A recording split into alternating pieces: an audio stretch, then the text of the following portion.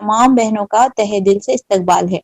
اللہ سبحانہ تعالیٰ آپ تمام کی اس شرکت کو قبول عطا فرمائے، علم دین کے سیکھنے کے شوق اور ذوق کو مزید ترقی فرمائے اور اس کی برکت دنیا اور آخرت میں عطا کرے، آمین۔ انشاءاللہ سیشن کا آغاز کرتے ہیں تلاوت قرآن سے، اور ہماری آج سیرہ نہیں رہے گی اور حدیث بھی انشاءاللہ ہم اسی جو ہے نا ورکشاپ کے درمیان میں، امپورٹنس آف دعویٰ کے درمیان میں ہی ہم حدیث کو دیکھیں گے۔ تو انشاءاللہ تلاوت کے بعد ہمارا سیشن شروع ہوگا۔ تو سیشن کا آغاز کرتے ہیں تلاوت قرآن سے، اور تلاوت قرآن ہمارے سامنے پیش کر رہی ہیں ہماری بہت ہی اچھی ساتھی اور بہن انجم صلاح الدین۔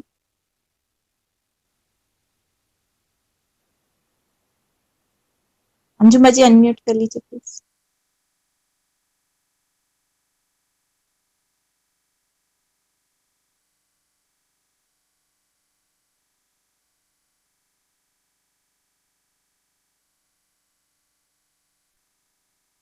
انجم بجی آپ کا انمیوٹ ہو رہا ہے؟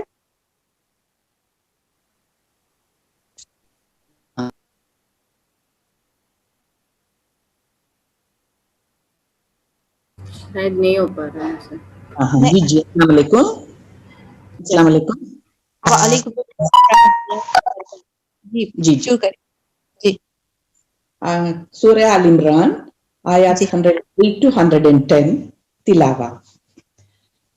اعوذ باللہ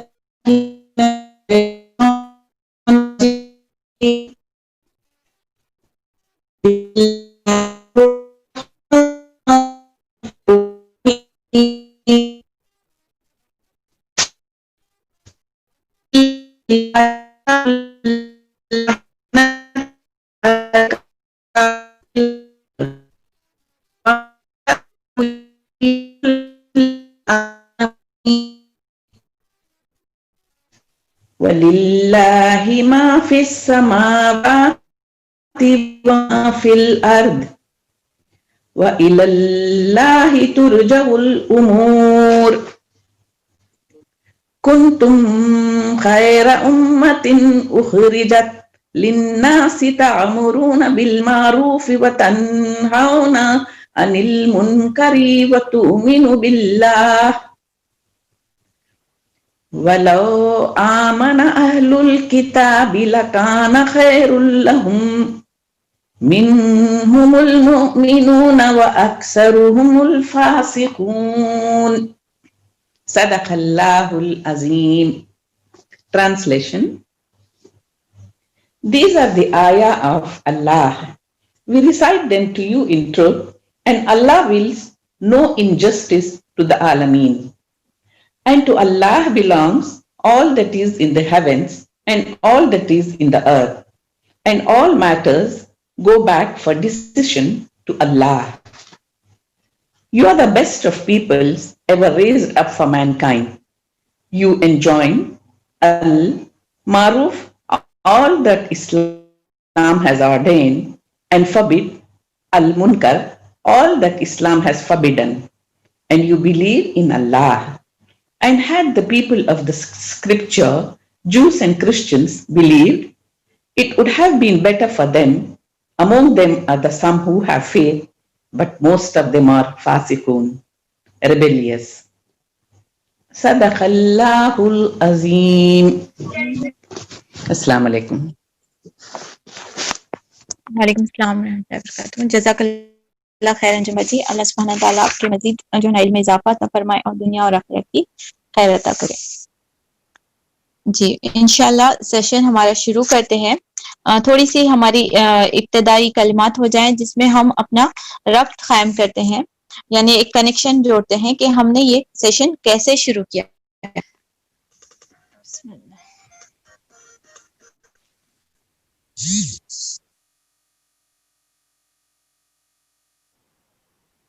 جی اعوذ باللہ من الشیطان الرجیم۔ تو ہمارا جو سیرہ چل رہا تھا اس میں ہم لوگ پہنچے تھے حضور صلی اللہ علیہ وسلم کا بحیثیت مبلغ ہونا۔ سبحان اللہ، اس پر ہم نے تدبر کیا، ہم نے بہت ساری باتیں آپ صلی اللہ علیہ وسلم کے دین کے کام کے دوران میں پیش آنے والی ابھی جو ہے نا تختیوں کے بارے میں ابھی ہم جاننے والے ہیں، کچھ ہم نے سیکھ لیے ہیں، کچھ ہم نے پڑھ لیے ہیں. ان تمام چیزوں کے سیرا کرنے کے بعد میں یعنی دیکھنے کے بعد میں ہمیں دل میں یہ سوال پیدا ہو جاتا ہے کہ کیا یہ تبلیغ کا کام آپ صلی اللہ علیہ وسلم کے کاندھوں پر ہی تھا؟ کیا یہ ذمہ داری آپ صلی اللہ علیہ وسلم کے اس دنیا سے چلے جانے کے بعد میں کیا یہ ذمہ داری ختم ہو جاتی ہے؟ کیا دین کے فردر کام کرنے کی کوئی ضرورت پیش آتی ہے؟ اس سوال کے جواب کے ڈھونڈنے کے لیے، اس سوال کے جواب کو ہمیں اپنے اندر اتارنے کے لیے، اپنی زندگی میں تلاش کرنے کے لیے ہم نے اس سیشن کو انتظام کیا تاکہ ہم لوگ اس پر کھل کر بات کر سکیں، کیونکہ ہماری سوسائٹی میں جس دور میں سے ہم گزر رہے ہیں، جہاں پر اور امت مسلمہ کا ایک بہت بڑا زوال کا ایک ریزن ہے کہ اس چیز کی، اس تبلیغ کی اور اس دعویٰ کی اہمیت کو نہ جاننا، اسے پسے پشت ڈالنا ہماری امت کا ایک زوال کا بہت بڑا ریزن ہے. آپ صلی اللہ علیہ وسلم کی زندگی میں اگر ہم دیکھتے ہیں تو آپ صلی اللہ علیہ وسلم بے شک ایک خاوند تھے یعنی ہسبینڈ تھے، ایک باپ تھے، رفیق اور شفیق باپ، ایک امام بھی تھے، ایک حاکم بھی تھے، مگر یہ سب کی سب حیثیتیں اور صف تبلیغ کی حیثیت کے تابع ہیں. یعنی آپ کا سب سے اولین جو پیشہ رہا ہے جس پر آپ کار فرما رہے ہیں، اس میں سب سے جو بہترین پیشہ آپ کا سگنیفیکنٹ جسے بولیں گے وہ ہے آپ کا بحیثیت مبلغ ہونا. اگر آپ صلی اللہ علیہ وسلم شوہر تھے تو محض اس کے لیے کہ دنیا کے سامنے ایک بہترین شوہر ہونے کا اسوہ پیش کریں. اگر آپ ایک امام یا حاکم تھے تو صرف اس لیے کہ دنیا کے سامنے صحیح امامت اور صحیح حکومت کا نقشہ پیش کریں، کیونکہ اللہ تعالیٰ نے آپ صلی اللہ علیہ وسلم کو ایک پیغمبر بنا کر بنایا تھا، یعنی کہ ایک میسنجر، ایک اسوہ حسنہ. اس لیے آپ صلی اللہ علیہ وسلم اٹھتے بیٹھتے چلتے پھرتے سوتے جاگتے زندگی کے ہر راہ میں، عمل کے ہر شعبے میں مبلغ تھے. عمل کے جو ہائی لائٹ کرنے والی بات ہے، آپ صلی اللہ علیہ وسلم مبلغ تھے زندگی کے ہر شعبے میں.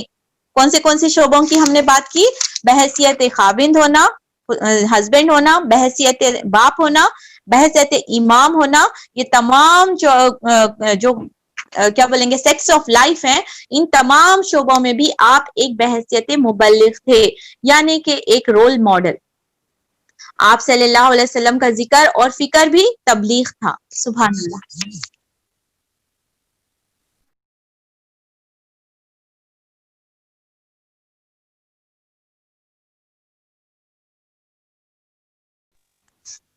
آپ صلی اللہ علیہ وسلم بحیثیت مبلغ کے طور میں ہم نے دیکھا کہ تمام زندگی کے تمام شعبوں میں آپ صلی اللہ علیہ وسلم ایک ابلاغ کا کام کرتے رہے ہیں، اور کوئی بھی زندگی کا ایسا شعبہ نہیں ہے جو ڈھکا چھپا ہے.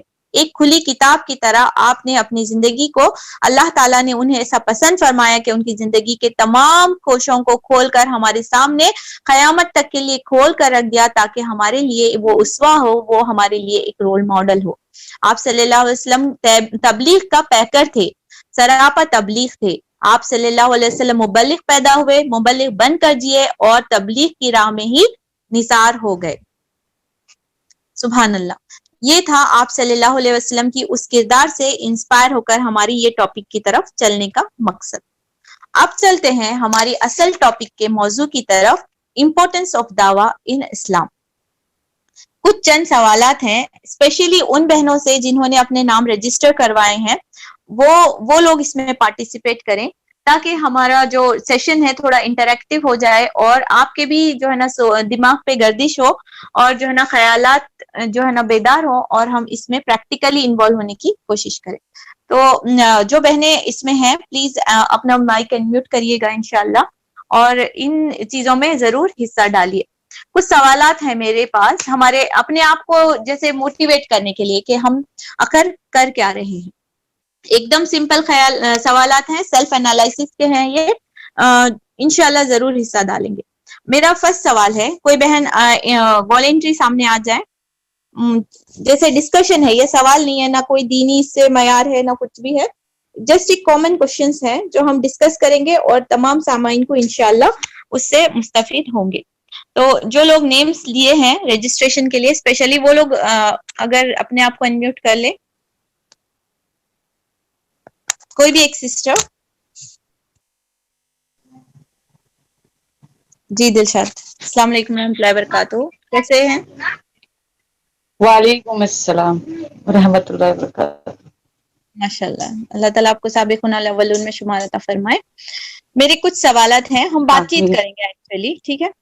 میرا فرسٹ سوال ہے ہاں. اپنے آپ سے کہ ہم کون ہیں؟ ہم کون ہیں نارملی؟ ہم ہمارے مسلمان. ہم مسلمان ہیں. اور مسلمان. اگر میں اس کا ٹیکنیکل ڈیفینیشن میں آپ سے بولوں تو ہم کیا ہیں؟ جسم اور روح کا ایک کمبینیشن ہے.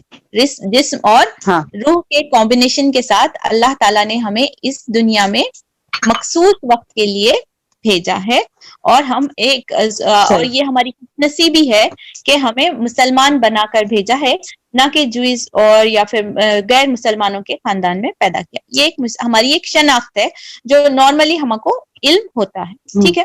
میرا اگلا سوال ہے, کوئی اور اگر بہن حصہ, جزاک اللہ خیر دلشاد.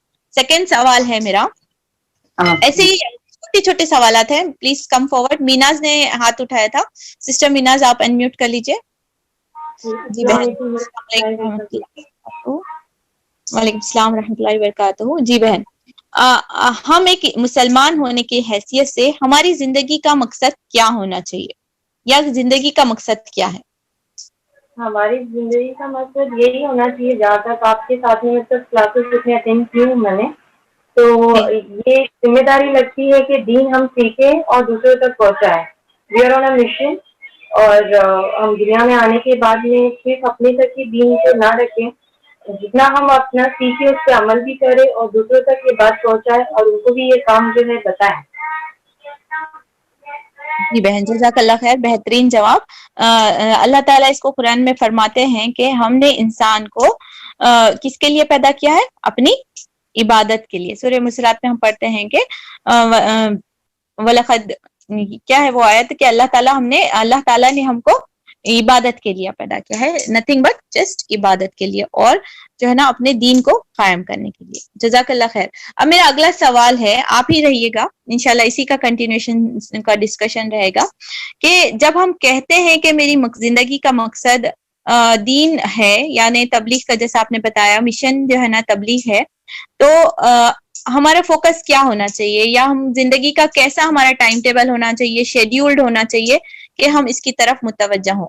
یا آپ کا پرسنل نہیں ہے, آئیڈیالزم کیا ہونا چاہیے کہ ہم کیسا اپنی زندگی کا مقصد کی طرف دوڑے, کیسا ہونا چاہیے ہمارا رد و عمل کہ ہم اپنی زندگی کا مقصد کو حاصل کریں؟ جسٹ موٹیویشن کے لیے کوشچنس ہے, اپنے دماغ کو جھنجھوڑنے کے لیے, کہ ہماری زندگی کا مقصد جب دین کا, اسلام کا پھیلانا ہے, تو مشن میں ہمیں انوالو ہونے کے لیے یوزولی ہمارا شیڈیول کیا ہونا چاہیے؟ جی بہن سمرین, آپ انمیوٹ کر لیجئے. السلام علیکم ورحمۃ اللہ وبرکاتہ. وعلیکم السلام رحمۃ اللہ. ہماری زندگی کا مقصد جو کہ یہ ہے کہ ہم اللہ کی خوشنودی حاصل کریں اور اسلام سیکھیں اور دوسروں کو بھی سکھائیں. تو اس کے لیے ہمارا شیڈول اور ہمارا ٹائم ٹیبل یہ ہونا چاہیے کہ ہم اس کو عملی طور پر اپنی زندگی میں لائیں, جو بھی ہم سیکھ رہے اس پر عمل کریں, اور عمل کر کے دوسروں کو بھی یہ لگنا چاہیے کہ ہاں یہ سنتوں پر چل رہا ہے. ان کو یہ معلوم ہونا چاہیے کہ ان کا آئیڈیل, ہمارے نبی جو ان کی سیرت ہے, جو ان کی زندگی ہے, وہ ہمارے زندگیوں میں جھلکنا چاہیے. جزاک اللہ خیر. جزاک اللہ خیر سمرین. اب آتے ہیں ہماری حقیقی حیثیت کی طرف, ہم زندگی میں کس طرف انوالوڈ ہیں. جب ہمارا مقصد یہ ہے اور ہماری آئیڈیل لائف یہ ہونی چاہیے, تو اب کامنلی, کسی کا پرسنلی نہیں, جسٹ نارملی, جیسے ہم ایک لیڈی ہونے کے بعد, ایک وومن ہونے کے بعد ہم اپنے بچوں میں, فیملی میں کس طریقے سے انوالوڈ ہیں, اور ہم کتنا وقت دے پاتے ہیں. سمرین, آپ پھر سے بولنا چاہ رہے ہیں یا غلطی سے ہاتھ ریزڈ ہے؟ If you want to unmute, please unmute yourself. اچھا, کوئی اور بہن انوالو کرنا چاہ رہے ہیں اس سوال جواب میں تو پلیز حصہ لیجئے. کہ آئیڈیالزم تو جیسے بہن سمرین نے بتایا کہ ہم کو اس طریقے سے کرنا چاہیے اور زندگی کو فوکس رکھنا چاہیے, تو لیکن ہم انفارچونیٹلی کن چیزوں میں انوالوڈ ہیں؟ क्या हम फोकस्ड हैं? हमारा रूटीन क्या है? अगर मैं इसको सिंपल सवाल में करूं तो हमारा रूटीन क्या है? Afreen please unmute yourself. अस्सलाम वालेकुम रहमतुल्लाह. वालेकुम सलाम वरहमतुल्लाहि वबरकातुहू. जी बहन. जी, आइडियलिस्टिक जैसा हमारा है, लेकिन हम करते क्या है कि हम प्रायोरिटी नहीं देते हैं जो हमें एक्चुअली देनी चाहिए.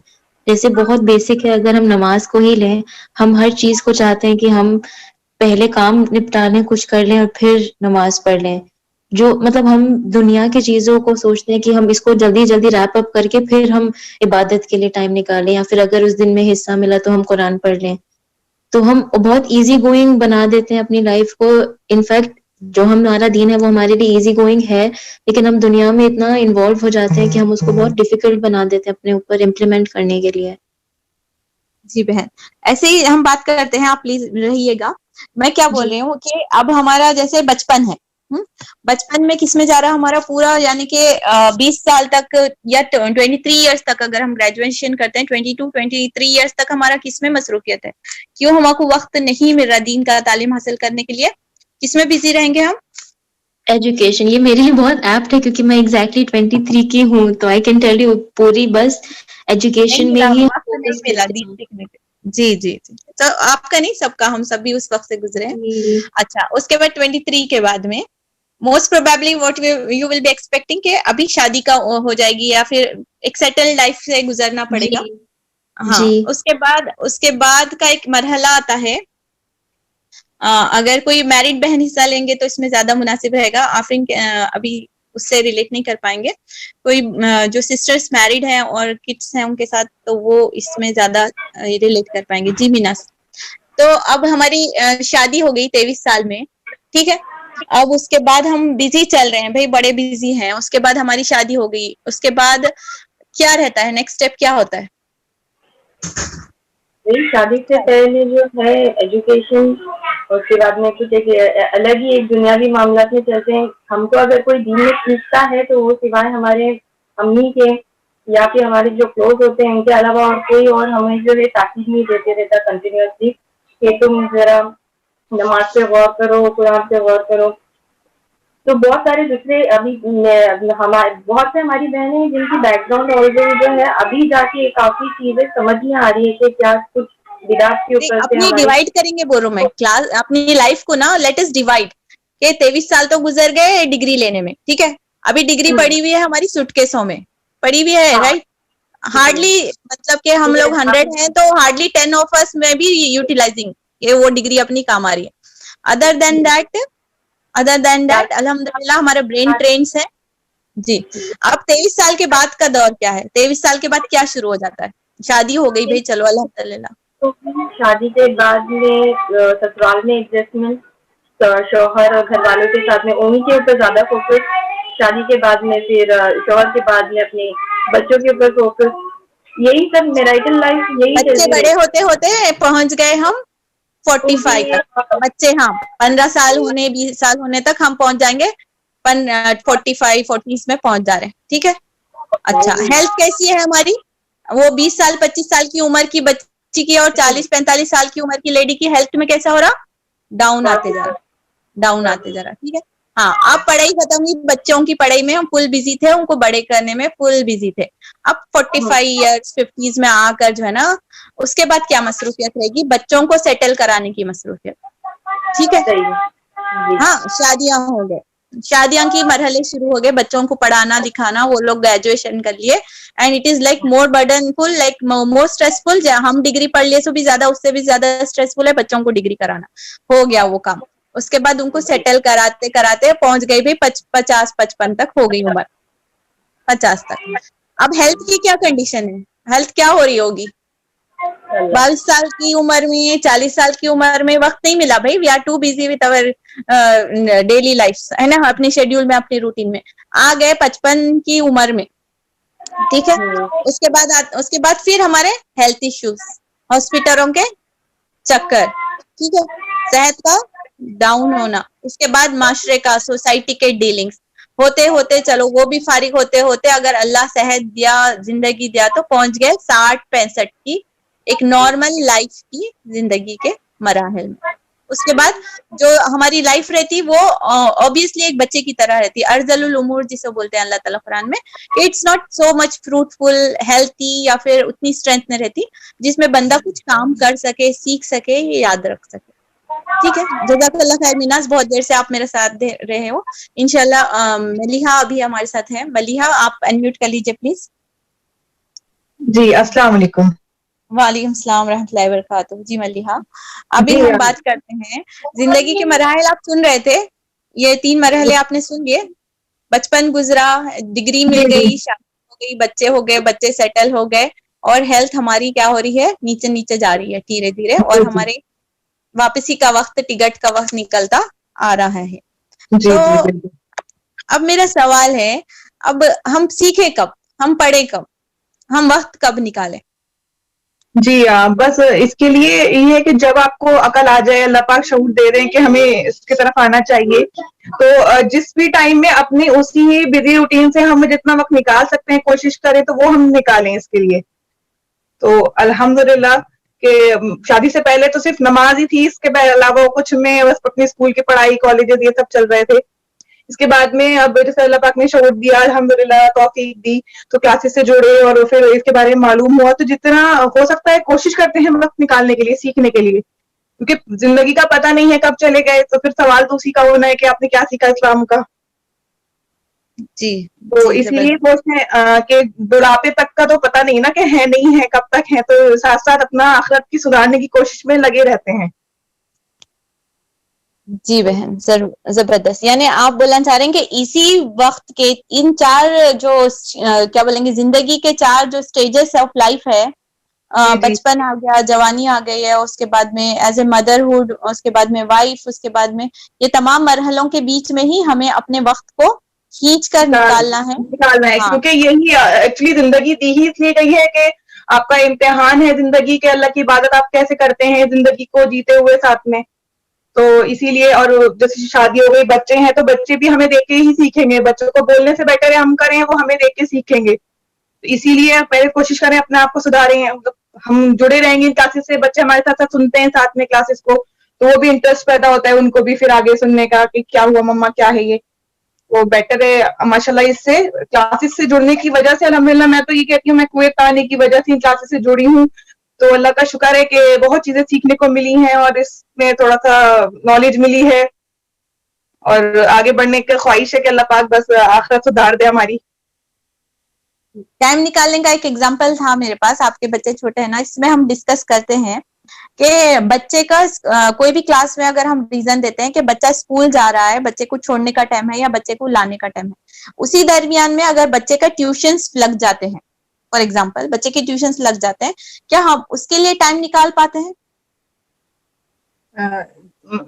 نہیں سمجھی نہیں میں. جیسے لائک اگر کسی چیز کا امپورٹینس ہوتا ہے لائف میں تو خود بخود وقت نکل جاتا, ٹھیک ہے, تو بچے کو اسکول چھوڑتے چھوڑتے ہم اس کے ٹیوشنس کے لیے بھی اپنا ٹائم نکالتے ہیں, اسے چھوڑنا, پک کرنا, ڈراپ کر لینا, اس کے لیے وقت نکال پاتے ہیں یا نہیں نکال پاتے؟ ہم نکال پاتے ہیں, رائٹ, کیونکہ بچے کے مستقبل کا سوال ہے, ہم لوگ اس کے لیے بہت زیادہ فکر مند ہے, تو ہم اس کے ٹیوشنس کے لیے بھی وقت نکال لیتے ہیں, رائٹ. تو اپنے ایکسٹرا جاب کر لیتے ہیں, یا پھر اگر فائنینشیلی نہیں کر پا رہے ہیں تو پھر فادر ایکسٹرا جو ہے نا اسٹرگل کرے گا, مدر کچھ نہ کچھ کر لے گی, اپنا وقت نکالے گی, چیزیں کرے گی, اور ٹیوشنس کے لیے بھی وقت نکال دیتے ہیں. یعنی کہ جس چیز کی ہماری پریورٹیز ہے لائف میں, وہ چھوٹے بچے والے ہی ایگزامپل دے رہی ہوں میں ابھی. سب سے زیادہ ریزن جو ہم بناتے ہیں, بچے چھوٹے ہیں, تو یہ چھوٹے بچے والے ہی جب ایکسٹرا کام کے لیے پریورٹی ہوتی ہے تو ہم اس کے لیے وقت نکال پاتے ہیں. جزاک اللہ خیر. یہ جسٹ برین اسٹارمنگ کے لیے فیو کوشچنس تھے, تاکہ ہماری زندگی کو ہم ڈیوائڈ کر سکیں اور ہم یہ ریئلائز کر سکیں کہ زندگی کے اس بزی شیڈیول میں ہی مجھے اور آپ کو دین سیکھنا ہے, سمجھنا ہے, عمل کرنا ہے, اور لوگوں کو بھی اس دین کی طرف دعوت دینا ہے. کیونکہ نبی کریم صلی اللہ علیہ وسلم کے جو کیریکٹرز ابھی ہم ڈسکس کرے ہیں, کہ اس میں آپ ایک باپ تھے, ایک فادر تھے. کبھی ایسا نہیں ہوا کہ رہبانیت کی طرح اسلام میں کوئی بھی پارٹ نہیں دیکھا جاتا. اسلام میں رہبانیت والا, یعنی کہ رہبانیت یعنی تمام چیزوں کو چھوڑ کر ایک طرف گوشے میں بیٹھ کر عبادت کرنا نہیں پتا, نہیں جو ہے نا اسلام کا ایک یہ شیوا نہیں ہے، بلکہ اسلام ہمیں سکھاتا ہے بہترین ماں بننا، اسلام ہمیں سکھاتا ہے بہترین بیوی بننا۔ اگر ہم علم دین نہیں سیکھیں گے تو یہ تمام چیزیں ہم نہیں کر پائیں گے۔ چلے آتے ہیں ہماری اصلی موضوع کی طرف۔ تھوڑا سا کی حیثیت کے امتیاز کو خود ہی اس قدر واضح کر دیا کہ اب ہمیں اس کے متعلق کچھ زیادہ کہنے سننے کی ضرورت نہیں ہے۔ وہ ہم کو پتہ چلتا ہے آپ صلی اللہ علیہ وسلم کے آخری خطبے میں۔ آپ صلی اللہ علیہ وسلم کے جو آخری خطبہ تھا اس میں بتاتے ہیں محدثین کے تقریباً 1,24,000 کا مجموعہ تھا، اور جب آپ صلی اللہ علیہ وسلم نے یہ آخری کلمات ان لوگوں سے مخاطب ہو کر فرمائے تھے، آپ صلی اللہ علیہ وسلم فرماتے تھے کہ وَأَنْتُمْ تُسْأَلُونَ عَنِّي فَمَا أَنْتُمْ قَائِلُونَ، اے حاضرین کل قیامت کے دن تم سے میرے متعلق سوال کیا جائے گا، تم کیا جواب دو گے؟ اس وقت حاضرین نے جو جواب دیا وہ آپ کی پوزیشن اور حیثیت کو واضح کر رہا تھا۔ چنانچہ حدیث شریف کے الفاظ یہ ہیں کہ آپ صلی اللہ علیہ وسلم سے پوچھ رہے تھے نشہد انک قد بلغنا وعدیت ونصحت، آپ صلی اللہ علیہ وسلم کے جواب میں فرما رہے تھے کہ حضور ہم شہادت دیتے ہیں کہ آپ نے حق تبلیغ خود ادا فرمایا اور اپنا فرض ادا کر دیا۔ سبحان اللہ۔ اس پر حضور صلی اللہ علیہ وسلم نے اپنی انگلی کی نگہداشت، اپنی انگلی کی جو اشارہ ہے، ڈائریکشن ہے، آسمان کی طرف اٹھائی اور فرمایا اللہم اشہد اللہم اشہد اللہم اشہد، اے اللہ سن لے، اے اللہ سن لے اور گواہ رہے، اے اللہ دیکھ لے۔ سبحان اللہ۔ یہ وہ کلمات تھے جو آپ صلی اللہ علیہ وسلم نے آخری خطبے میں فرمائے تھے کہ گویا آپ صلی اللہ علیہ وسلم جس مشن کے لیے اس دنیا میں بھیجے گئے تھے انہوں نے زندگی کے ہر شعبے سے اس پیشے کو یعنی تبلیغ کے پیشے کو منور کر دیا اور ہمارے سامنے رکھ دیا، اور سبحان اللہ بحیثیت مبلغ ایک بہترین رول ماڈل کی حیثیت سے زندگی گزار کر رفیق اعلیٰ کی طرف چل دیے۔ سبحان اللہ۔ کیا اب ہمارے لیے یہ سوال ہے، کیا یہ ذمہ داری یہاں پر ختم ہو جاتی ہے؟ تبلیغ صرف کیا علماء کا ہی کام ہے؟ اب پیغمبروں کے بعد میں کیا اب ہمارے دماغ میں ایک سوال آتا ہے کہ کیا صرف یہ تو تبلیغ کا کام ہے، صرف پیغمبروں کا کام ہے؟ نہیں، بلکہ آپ صلی اللہ علیہ وسلم کی جو ایک حیثیت سے آپ ہمیں پتہ چلتا ہے کہ تبلیغ کے نام سے یہ تمام چیزیں جو آپ صلی اللہ علیہ وسلم نے ارشاد فرمائی ہیں وہ نہ صرف علماؤں کا کام ہے بلکہ امت مسلمان کا ہر فرد کی ذمہ داری ہے کہ وہ اس ذمہ داری کو ادا کرے۔ اب آپ کا سوال ہوگا یہ کیسا آپ نے بتایا، یہ کہاں سے ہم کو پتہ چلتا ہے؟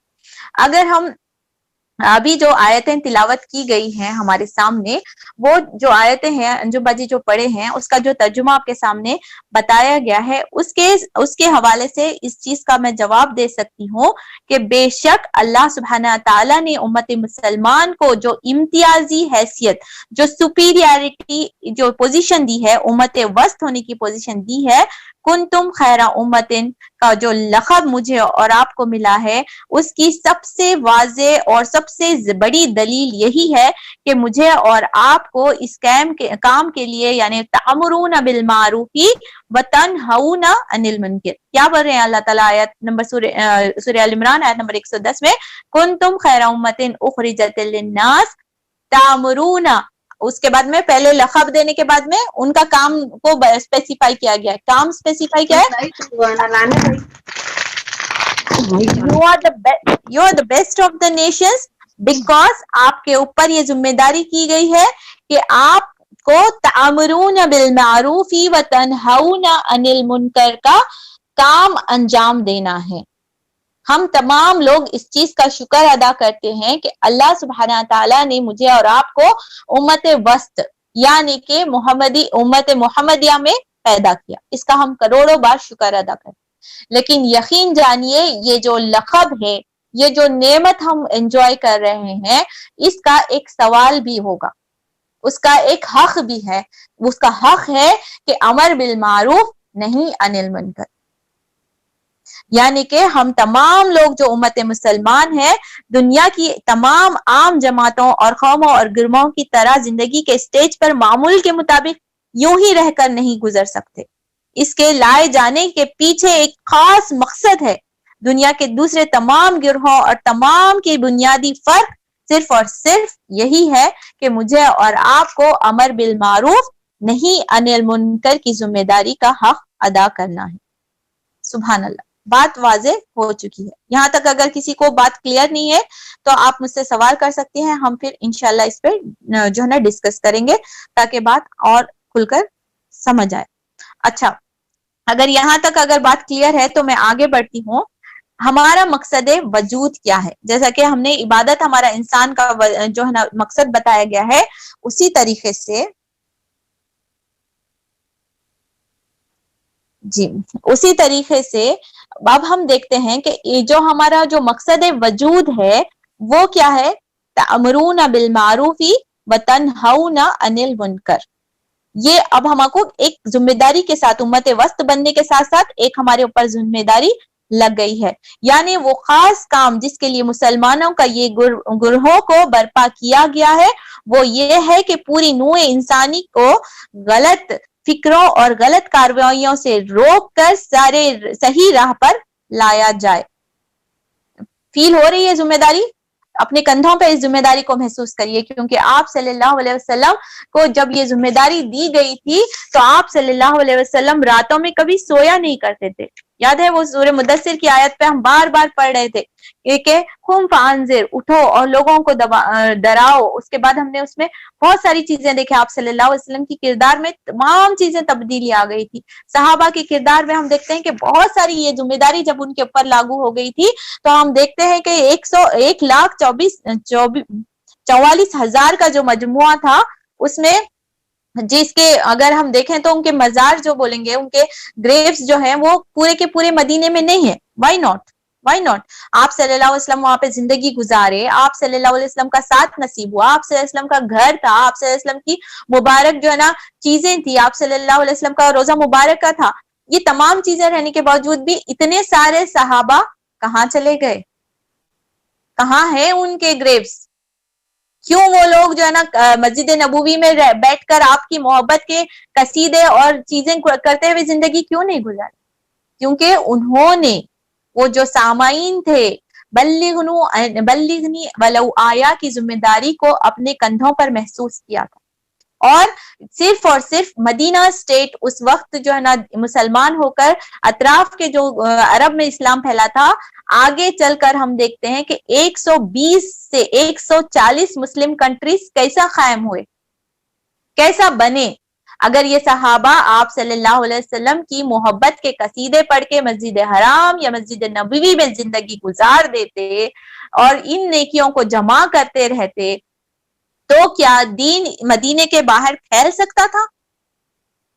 کیونکہ اس ذمہ داری کا حق ادا کرنے کے لیے مجھے اور آپ کو بھی اپنے کمفرٹ زون سے, اپنے بزی شیڈیول سے دین حق کا کام کے لیے وقت نکالنا ہے. میری بہن, یہ تمام چیزیں جو مجھے اور آپ کو سنائی جا رہی ہیں, ہم لوگ جو پڑھ رہے ہیں, یہ اس چیز کا ہم ذمہ داری کا احساس پیدا کرنا ہے کہ یہ کوئی نفلی کام نہیں, یہ فرض ہے.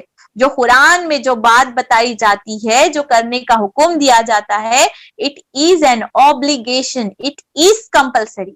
اور یہ وہ کاموں میں سے ہے اگر ہم نہیں کریں گے تو اس کا جواب مجھے اور آپ کو دینا پڑے گا. اللہ اکبر. جس طریقے سے ہماری فرائض کا جواب دینا ہے, مجھے اور آپ کو اس ذمہ داری کا بھی جواب دینا ہے. اور یہ یاد رکھیے جی, اور اس پلو سے مجھے اور آپ کو یہ بات باندھ لینی ہے کہ تبلیغ دین کا کام, تبلیغ کا کام صرف اور صرف علماء کا کام نہیں ہے, بلکہ یہ تمام امت کے تمام افراد کا. اب وہ چیز ہے کہ کئی لوگ اس ذمہ داری کو محسوس کر لیتے ہیں اور جو ہے نا اپنے آپ کو سابقون اور اولون میں قرار پاتے ہیں, اور جو لا علم رہتے ہیں اس ذمہ داری کو اپنے کندھوں پر نہیں محسوس کرتے اور وہ پیچھے رہ جاتے ہیں. جنت کے کئی درجات ہیں, کئی درجات ہم کو قرآن سے ملتے ہیں. تو اس میں اب اس ریس میں یہ جو اللہ تعالیٰ قرآن میں ارشاد فرماتے ہیں کہ قرآن میں ارشاد فرماتے ہیں کہ جو خیر کے لیے جو ہے نا سبقت لے جانے کی کوشش کرو. وہ کون سی سبقت کی بات بتائی جا رہی؟ वो इन्हीं दर्जात की बात बताई जा रही है। जो फर्ज करेंगे वो एक लेवल पे रहेंगे, जो उससे भी ज्यादा काम करेंगे वो उससे लेवल पे रहेंगे। क्या हमारे शौक नहीं है कि हम बेहतरीन जन्नतुल फिरदौस के आप सल्लल्लाहु अलैहि वसल्लम के और सहाबा की जो है ना सोहबत में हम जन्नत मिले हम सबको? तो उसके लिए फिर हमारी वैसी प्लानिंग और उसके लिए हम सबको वैसी तैयारी भी करना चाहिए। इस जिम्मेदारी को हम और थोड़ा जो है ना खुलकर समझने की कोशिश करते हैं ताकि इम्पोर्टेंस हमको समझ में आए। कुरान में सूरह बकरा में आयत नंबर 143 में अल्लाह सुब्हानहू तआला इरशाद फरमाते हैं, वकज़ालिका जअलनाकुम उम्मतन वसतन वलितकूनु शुहदा अलन्नास, और इसी तरह हमने ए मुसलमानों तुम्हें एक मुतदिल उम्मत बना दिया है ताकि तुम दूसरों तमाम इंसानों के लिए गवाह बनो। सुभान अल्लाह। पूरे नेशन से एक तरफ कितने प्रॉफिट साहब को हम पढ़ते हैं, तकरीबन रफ फिगर 1,24,000 पूरों के नेशंस, पूरों की उम्मत खड़ी हुई है। एंड एक सुपीरियर उम्मत जिसको अल्लाह ताला इम्तियाजी यानी उस दिन के जो खूबसूसियत रहेगी हमें हासिल रहेगी, उम्मत मुसलमान के साथ अल्लाह ताला खास मामला करने वाले। On what basis? अल्लाहु अकबर। ये ऐसे ही हमें मिल जाएगा। अल्लाहु अकबर। इसका अगर हम मफहूम देखें तो इन्हीं जैसे लफ्जों में एक आयत आती है जिसमें अल्लाह ताला इसमें सूरह हज में इरशाद फरमाते हैं कि मैंने वयकून रसूल अलैकुम शहीदा, वयकून रसूल अलैकुम शहीदा, यानी गौर कर लीजिए कि अल्लाह ताला खुद आप सल्लल्लाहु अलैहि वसल्लम को इरशाद फरमा रहे हैं कि गवाही देने के लिए अल्लाह ताला फरमाते हैं कि मैंने तुम्हें ईमान के साथ गवाही देने के लिए अल्लाह का रसूल बनाकर यानी रसूल बनाकर भेजा था। सुभान अल्लाह। आप सल्लल्लाहु अलैहि वसल्लम भी जो दुनिया में आए थे वो शहादत देने के लिए आए थे, और जो उम्मत मुसलमान का भी जो रोल है गोया के मिशन ऑफ प्रॉफिट्स, हम सबको जो जिम्मेदारी दी गई है, we are on the mission of profits. हम बहुत सारे प्रॉफिट स्टोरीज पढ़ते हैं, कभी हम पढ़े कि कोई प्रॉफिट्स अपने बच्चों में नौजबिल्ला इसमें बिजी है, हम तो देखते हैं कि सैक्रिफाइस वाले होते हैं, वो अपना अल्लाह के कामों को प्रायोरिटी देते हैं। सुभान अल्लाह। उतना हमारा मुकाम नहीं है, लेकिन फिर भी एक जिम्मेदारी कहीं ना कहीं उम्मत वस्त रहने के बाद हमारी वो विरासत में हमें मिली है। तो गोया दीन का काम करने वाले उल्मा और दीन का काम करने वाले दाई अंबिया के और जो है ना नबियों के वारिस होते हैं और उनकी विरासत इल्म होता है। सुभान अल्लाह। फील दैट कि हम कितनी बड़ी जिम्मेदारी पे आयद हुए हैं और हम कितना इग्नोरेंस में जिंदगी गुजारे। अगर हम ये तमाम जिम्मेदारियों का बोझ लेकर हशर में खड़े हैं अल्लाह के सामने, अल्लाह ने तमाम चीजें वादे करके हमारी जिम्मेदारी में डाल दिए हैं और हम कह रहे होते हैं अल्लाह के सामने हशर में कहते हुए कैसे लगेंगे कि अल्लाह ताला मुझे टाइम नहीं मिला, मैं बच्चों को पढ़ा रही थी, मैं बच्चों को खिला रही थी, मेरे घर की सफाई करा रही थी, मैं फला चीज में बिजी थी। अल्लाह अकबर। इसीलिए मैंने तमहीद में जो बात कही थी कि आप सल्लल्लाहु अलैहि वसल्लम से ज्यादा मसरूफ तरीन इंसान कौन हो सकता है।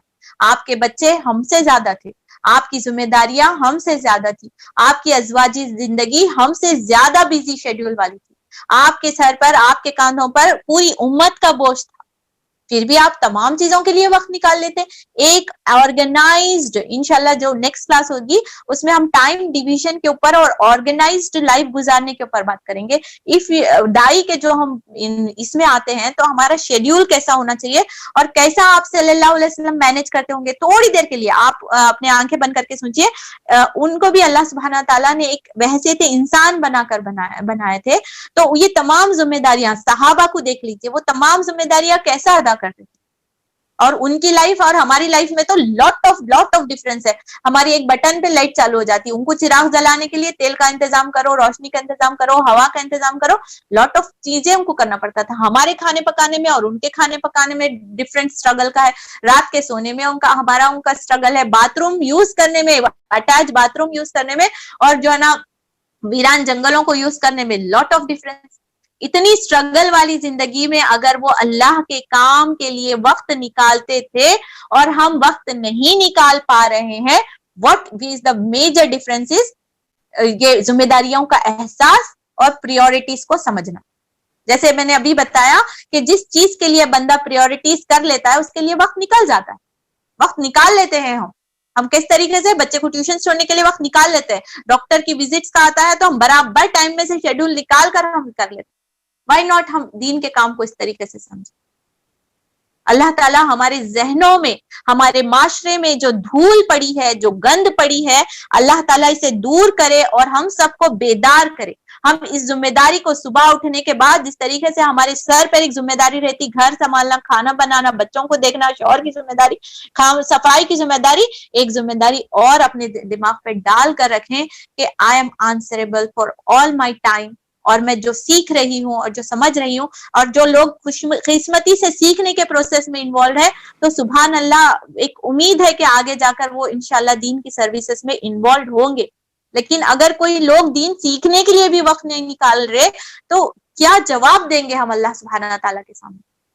اتنی بڑی ذمہ داری نبی نے ہم پر دے کر بھی الوداع خطبے میں اللہ جو ہے نا ہم پر دی ہے, اور قرآن یہ گواہی دے رہا ہے, تو پھر ہم کیا جواب دیں گے اللہ سبحانہ تعالیٰ؟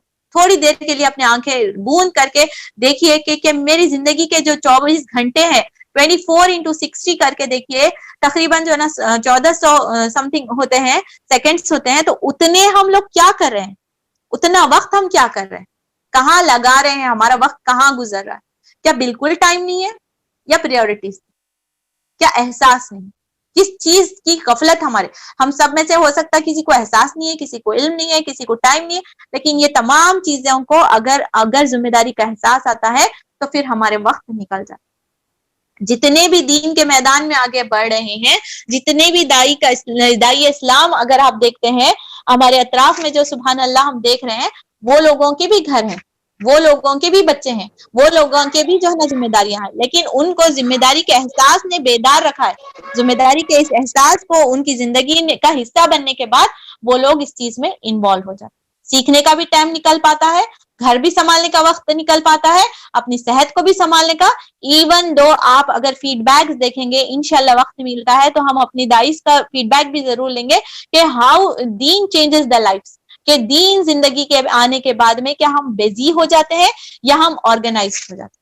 جو شیطان کے جو وسوسے ہیں کہ یہ دین کرنے کے بعد میں یا سیکھنے کے شیڈیول میں انوالو ہونے کے بعد میں ہم جو ہے نا نوز باللہ جو ہے نا ہم کسی چیز کو بھی ٹائم نہیں دے پائیں گے یا ہماری زندگی بورنگ ہو جاتی ہے, ایسا مسکنسپشن ہے جو ہماری لا علم قوم کی وجہ سے اور شیطان کے ہتھ کنڈوں کی وجہ سے ہمارے دماغ میں محفوظ ہوا.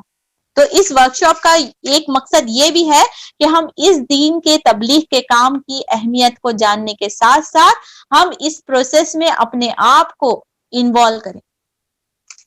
ٹھیک ہے, ایک بہت ہی اچھی مثال ہے ہم لوگوں کے بزی شیڈیول کے بارے میں, دعویٰ کی جو امپورٹنس ہے اس کے اوپر ابھی ہم نے بات کی کہ یہ اقامت دین جو ہے نا امت مسلمہ ہونے کا سب سے بڑا فریضہ ہے, یعنی کہ دعویٰ is important part and parcel of every مسلم.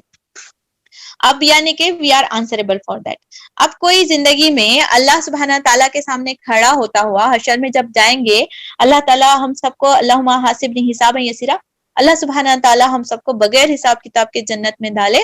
لیکن جو ہمیں جو حدیث سے حوالہ جات ملتے ہیں اس میں جو ہے نا بندے کے جو 3 سوالات ہوں گے, وہ 3 سوالات میں سے ایک سوال ہوگا زندگی کہاں گزاری, وقت کہاں, زندگی اور وقت کہاں گزارا. اس کے بعد میں سیکنڈ سوال جو ہونے والا ہے ہمارا, وہ ہماری جوانی کہاں گزاری. یعنی 2 سوالات ہمارے ٹائم کے اوپر ہونے والے. کین یو امیجن کہ اللہ نے جو زندگی ہمارے سامنے دی ہے, جو سیکنڈز کو ہم ٹائم پاس کے نام پر یا وقت گزاری کے نام پر یا اس طریقے سے انٹرٹینمنٹ کے نام پہ ضائع کر رہے ہوتے ہیں. We are answerable for this time, one of the precious thing.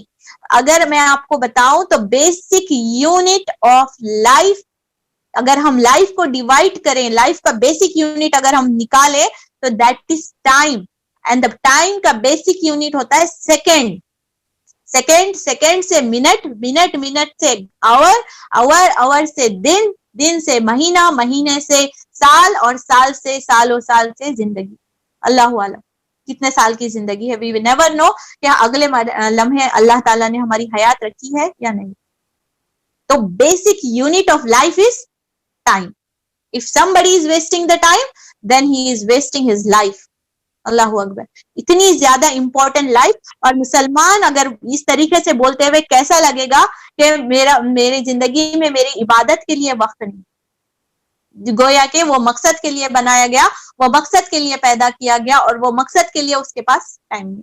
اس کے لیے میرے پاس ایک چھوٹی سی سٹوری ہے. ایک شخص تھا جا رہا تھا, جو ہے نا ایک راستے سے گزر رہا تھا. راستے میں گزرتے گزرتے 2 آدمی ہم دکھے, بڑے ہوشیار طاقتور, کیسے رہتے ہیں لیبر, مطلب کہ اچھا فزیکلی اسٹرینتھ والے. 2 لیبرز تھے مست میں, گڑے کھود رہے. ایک آدمی جو ہے نا ڈگ کرتا ہے اور دوسرا آدمی جو ہے نا اس کو بھرتے جاتا. پھر آگے جاتے ہیں تھوڑی تھوڑی جگہ کو, یعنی کہ روڈز کے کارنر پہ ڈگ کرتے جا رہے, دوسرا آدمی مٹی ڈالتے جا رہا. پھر آگے جانا, پھر تھوڑی تھوڑی دیکھو. تو وہ جو مشاہدہ کرنے والا, یعنی جو دیکھنے والا آدمی تھا, انہوں جا کو سوال کرتے ہیں وہ دونوں آدمیوں سے, میاں ہو رہا کیا یہ؟ بولے تو جواب ملتا کہ نہیں, ایکچولی ہم کو ٹری پلانٹیشن کے واسطے جو ہے نا ہم کو یہ کرے ہوئے ہائر کرے ہوئے ہیں.